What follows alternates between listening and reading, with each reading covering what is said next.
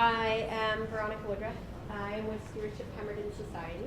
I am also part of the Pemberton Wildlife Association, and I work as an environmental consultant for a company called Ecofish. I would like to welcome Whistler-based Leslie Anthony. He holds a PhD in zoology from the University of Toronto. He is an author of the book Snakebit: Confessions of a Herpetologist.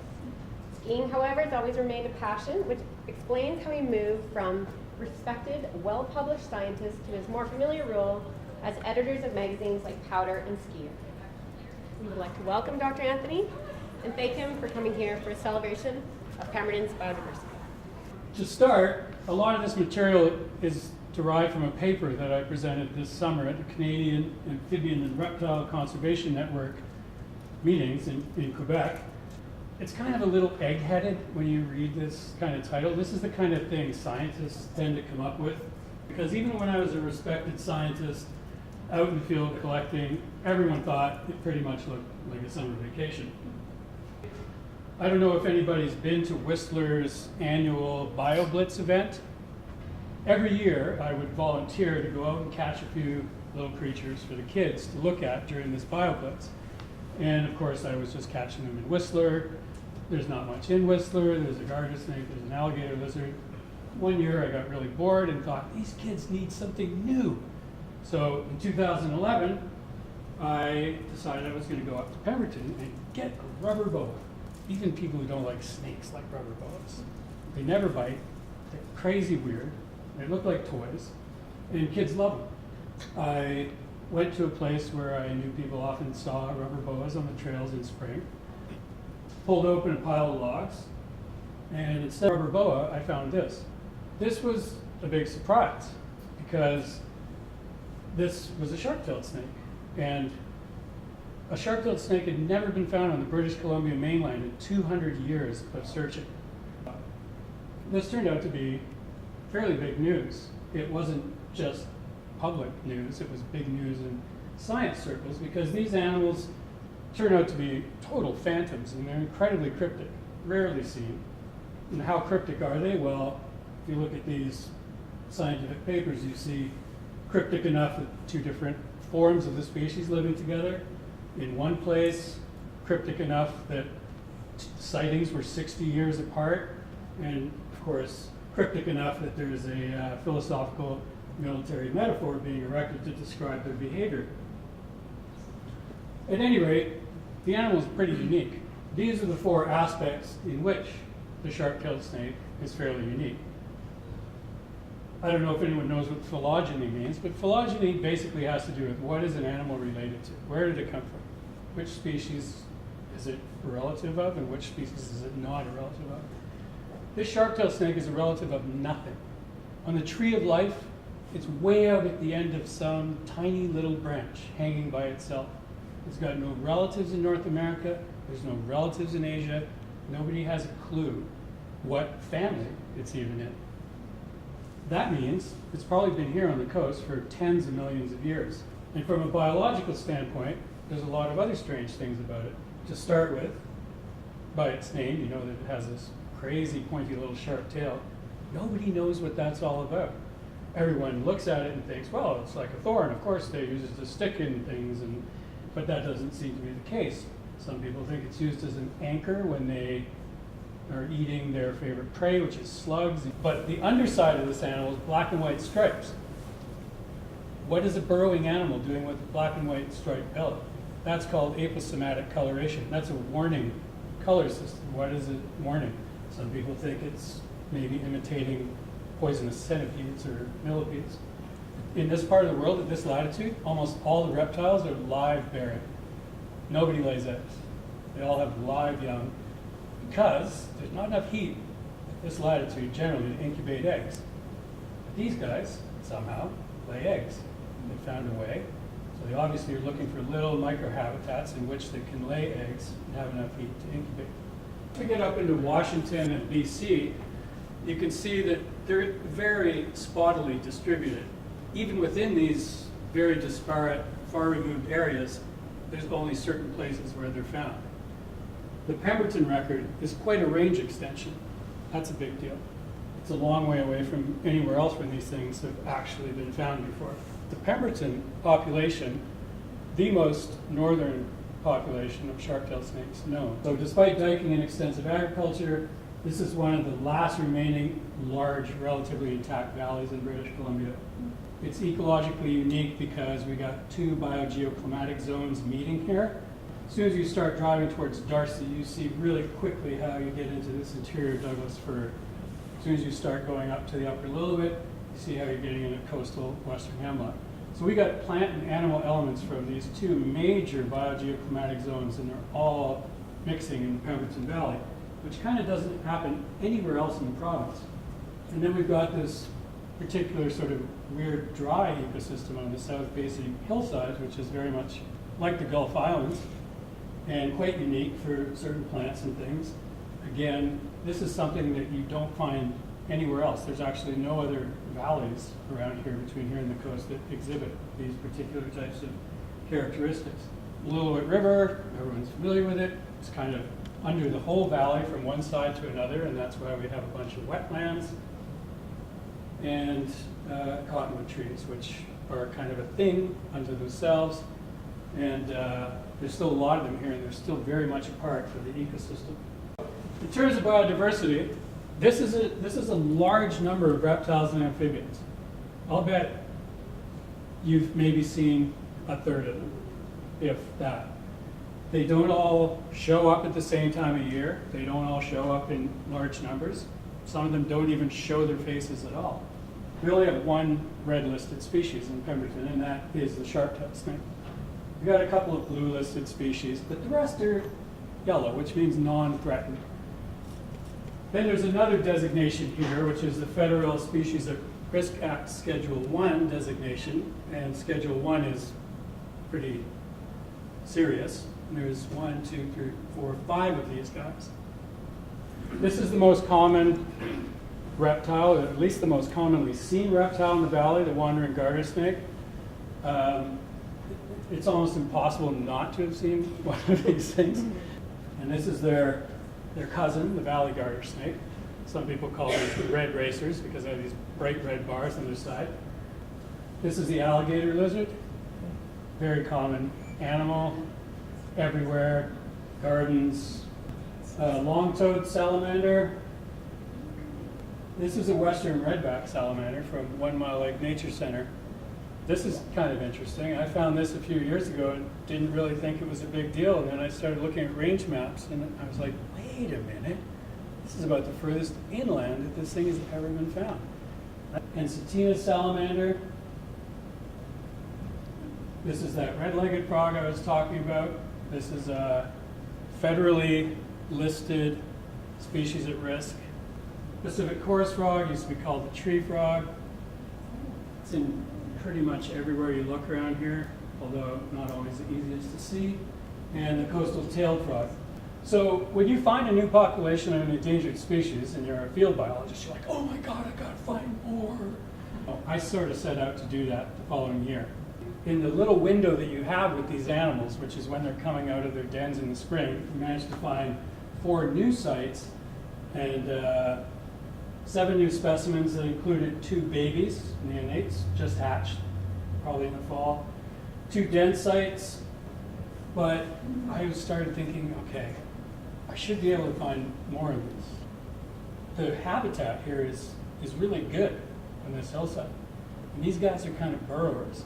So there's all these little spaces and everything, and they're small, and they get into there, and they're really hard to find. So I wanted to up the probability of being able to find snakes. I needed to find some methods that were going to help me find new sites and new populations. You can see that these babies are ridiculously tiny. Fortunately, they're very brightly colored, though, so when you do come across one, you kind of know immediately what it is. So what I did was I went to Victoria, and the only other sharp-tailed snake populations in Canada that are known are on the southern tip of Vancouver Island and on some of the Gulf Islands. There is a provincial sharp-tailed snake recovery team. My friend Purnima is a reptile, amphibian, and small mammal biologist with the Ministry of the Environment. And the guy next to her, Christian Engelstock, he's a wildlife biologist particularly a species of risk biologist, but he has published almost everything that is known about sharp-tailed snakes in Canada in the scientific literature. He's an author on the paper. Well, it turns out that these open kind of areas, open forest areas, are all kind of on hilltops in Victoria. Or it seemed like most of their sites were on hilltops. Perhaps that's because other sites had been removed or whatnot. And I realized that we didn't exactly have this type of habitat in Pemberton, and I didn't know how I was going to transfer any of this knowledge. So I started looking in those areas. There's a lot of this stuff on the hillside, Mackenzie Ridge. Can, basically claim 7 sites and 13 snakes with 600 hours of searching. Getting out there early in the spring, started to find a lot of rubber boas and a lot of rubber boa dens. And it turned out that some of the areas we were finding the sharp-tailed snakes in the spring were the same areas that the rubber boa dens were in. So we're also finding the hatchlings, sharp-tailed hatchlings. So as it turns out, of the 7 rubber boa den sites that I've been able to identify so far, 3 of them are also sharp-tailed snake den sites. This actually isn't unusual with snakes, multi-species communal denning. It's because den sites have to be very particular. They have to be above the water line, below the frost line, kind of have the right mix of humidity and heat through the winter. So different species tend to all find these places, and they end up sharing them for the winter. On Mackenzie Ridge, there's at least one site where all 4 species of snakes are all denning in the same spot. And they all come out in the spring, and they're all sunning, in the same place. They hang around there for a few weeks before they disperse. This is kind of a view that most people in Pemberton have of this ridge. Everybody knows it as a site for recreation. There's tons of trails running all over the place. And every one of these user groups makes a little tiny bit of impact here and there. All of these are private land parcels here, and so some of them, most of them are in various stages of the development process. And just for reference sake, this is the area of the one that is the furthest in the development process. This is where Stewardship Pemberton comes into the picture.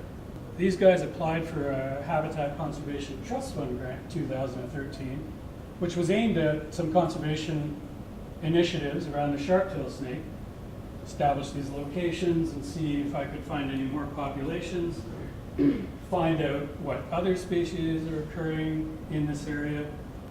So when you get into the literature, you find it with cryptic animals, things that have very specific habitat requirements. This habitat suitability and gap analysis is something that gets done a lot. And it's pretty easy to understand. Basically, they take all the criteria that they know about an animal, what it likes to eat, what kind of weather it likes, what kind of rocks it likes, what kind of vegetation, soil, anything like that, elevation, and they plug it into a mathematical equation. So in this case, in Washington State, they came up with habitat areas that were flagged by these algorithms that they pumped out. When you map the sites, the known records they have in museum collections onto those algorithmically generated polygons, you see that every single record in Washington fits into one of those things. So they were able to predict which places you would find sharp-tailed snakes, even though they didn't have that locality data. In 200 years, they have 18 locations and only 20 snakes. That means 16 of those locations, probably 1 snake each. Okay, now we know where we should be looking, and they went out and looked. And in the 10 years since they did that, they now have dozens of locations and hundreds of records. So 200 years, 20 records, 10 years using the right tools to focus, they got hundreds. Turns out a very similar tool is being used on Salt Spring Island by the Conservancy group there. They're working with Crown land, and they're also working with private landowners. There's Salt Spring there. So Salt Spring is one of the places where sharp-tailed snakes are not common, because they're not common anywhere, but where there are a number of sites. It's the same thing. They come up with these polygons, these probabilities. Here's the areas where they might be. And they're working with landowners, and the landowners are like, okay, so I'm in that polygon. And then they fill out this sort of virtual habitat assessment, which tells them which areas within their property they might look. And a lot of populations have been identified this way, and it's been great because now the landowners are doing the protecting. Let's just say heat is the most important thing. And we use the sun tracker function on Google Earth. Any day of the year that shows you where the sun will track across that map. And we just picked out from April to October where the warmest places in the valley would be based on the sun tracker function. And it turned out that all of our sites were in the central polygon, the biggest polygon here. But it turns out that the 2 sites that we found this year are in those polygons too. But this is a good thing, and you also see that there's a lot of other areas that we can still investigate. Some of these are probably erroneous because the sun might be tracking over them, but they're flat or they're high altitude. They're not quite the sort of south-facing ridges that we want. So one of the things that we've been doing to try and help us find these animals on those areas is we've been using artificial cover objects. 2 new sites we found this year were both found by using artificial cover objects. The first site, a volunteer actually looked under this piece of cover when she was mountain biking, took a picture with her phone, and then we found that snake under the same cover object a couple of times, and also another one in the same area under another one. And recently in October, I found a baby sharp-tailed snake under a piece of artificial cover down at the other end of the valley. I just wanted to touch on the community outreach stuff that Stewardship Pemberton has been doing, and the worth of it. It's not just aimed at finding sharp-tailed snakes, but it's aimed at conservation efforts for all the reptiles and amphibians in the valley. There's a lot of roads and trails and pathways in Pemberton, in particular against that south-facing valley wall. And these animals are crossing those things day and night from April to October in the hundreds, like constant. But this is what happens with this going on. It's sort of inevitable, but this happens a lot, and essentially happens every day. And again, dozens to hundreds of dead animals every single day just on the small network of roads and trails that we have. And I should point out that it's not just roads, like mountain bike trails as well, right? Like a baby rubber boa, it's only about that big. Kind of hard to see it when you're moving fast. As you increase the number of roads and trails, obviously, and if you don't increase awareness, it's going to be a problem. This is why that is happening. Reptiles tend to overwinter and reproduce up on the hillsides above the valley, come down to the valley for foraging in summer. Some of the movements are, some just come down, spend the summer, go back up. So you got amphibians basically in the bottomlands going up. You got reptiles in the highlands coming down. This is the situation of the Okanagan. It's home to 30% of BC's red-listed wildlife species, 46% of the province's blue-listed species. These are the problems of development. 15 red-listed birds, blue-listed birds, same number, and burrowing owls, sage-grouse, sharp-tailed grouse, gone. Mammals, 4 red-listed, 15 blue-listed, white-tailed jackrabbits, extirpated. I've got this amazing sort of biodiversity here in Pemberton. Basically, we've got a few conservation concerns here, but for the most part, there's a lot of mellow yellow. By and large, Pemberton has a fairly intact ecosystem. Obviously, the impetus is to preserve that, because you don't want to end up like the Okanagan. Tiger salamander, probably extirpated this year, was down to 1 site. Desert night snake was only found in 1980, was already red listed and a species at risk by then. All of these other animals are federally species at risk and blue listed provincially. It's just like this tiny little contingent of garter snakes, which you can't destroy with anything, and long-toed salamanders, which are kind of the same. Okay, so found a sharp-tailed snake on the mainland. What are the chances that you could find some more? Well, British Columbia is a bit of a labyrinth. You don't even know what you're dealing with here. There are places where there's no roads in or anything. Even the chances are probably good that there's another population of sharp-tailed snakes on the mainland somewhere in British Columbia. I don't know where. I don't know where it would be warm enough, but it's probably there. But that doesn't diminish how special it is to find them in Pemberton and to have the northernmost known population here, the absolute limit of the species, and the fact that it contributes to all this fantastic biodiversity. So you can see by what Leslie said, it was exciting for us. This snake gave us the incentive to apply for this ACTF grant because our town is a small one. They don't have environmental departments like some larger municipalities, and we said, well, let's give the village some support in this and try to offer them some tools that they can use in this development permit process. So because that hillside area where we have those large blocks of private land, really that whole hillside above the gravel pit area there is private land, and it is slated for development sometime off in the future, and it's become part of this hillside special planning area. And the lowest of the sites, and they were brought into this urban growth boundary in October 2011, and designated as development permit areas, which brings the village planning staff basically make the rules on how that development is going to proceed. And part of that is there's an environmental component there. So the village staff has been incredibly proactive. They have included many actions through this development permit process for the protection of species as these developments move forward. They have written specific action items into the development permits and environmental work plans for the developments as they proceed, that they are to address, developers are to address the species as it moves forward and provide mitigation strategies. And they've really taken a proactive approach for dealing with our concerns as well as developers and trying to bring the sites together. Also, as part of that grant, because we knew that there was more players than just us in the village, we wanted to offer the developers a chance to hear what our concerns might be in terms of larger scale development, like subdivision growth.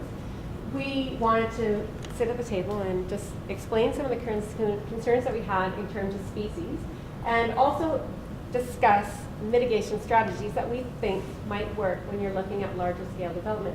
There's a real opportunity to get comment in to development at this stage, because unlike the Okanagan where they're dealing reactively, we can sit at the table and we can talk about what strategies might work, whether that be in the layout or in construction or designating leave areas. And so that's what we tried to initiate that conversation. And where we're at with that, the Village of Pemberton is initiating a roundtable discussion that will bring the developers in the Village of Pemberton and our concerns, and we can all sit around the table and discuss those concerns. So we're looking really forward to that.